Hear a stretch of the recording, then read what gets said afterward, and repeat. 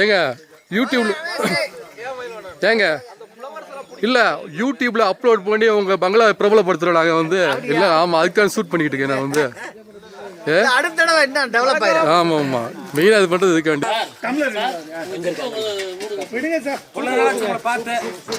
பார்த்ததோட சரி.